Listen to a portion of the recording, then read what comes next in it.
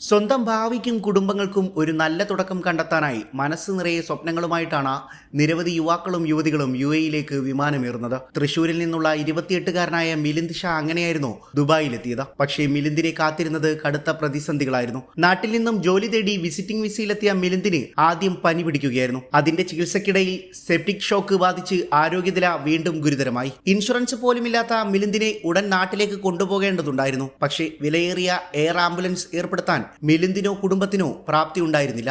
അപ്പോഴാണ് UAE-യിലെ ബിസിനസ്സുകാരനായ ലുലു ഫിനാൻഷ്യൽ ഹോൾഡിംഗ്സിന്റെ മാനേജിംഗ് ഡയറക്ടർ അദീബ് അഹമ്മദ് തുണയായത്. അദ്ദേഹത്തിന്റെ മേൽനോട്ടത്തിൽ മിലിന്ദിനായി അടിയന്തര എയർലിഫ്റ്റ് സംഘടിപ്പിച്ച് കൊച്ചിയിലേക്ക് അയച്ചു. ആ സമയോചിത ഇടപെടൽ മൂലം മിലിന്ദിന് ഇപ്പോൾ കേരളത്തിൽ ചികിത്സ തുടരുകയാണ്. ഹോസ്പിറ്റൽ വിടാനായിട്ടില്ലെങ്കിലും സ്ഥിതിയിൽ നല്ല മാറ്റമുണ്ട്. പ്രതിസന്ധികളിൽ തുണയാവാൻ സമയോചിതമായ ഒരു സഹായഹസ്തത്തിനാകുമെന്നതിന് തെളിവാണ് ഈ വാർത്ത.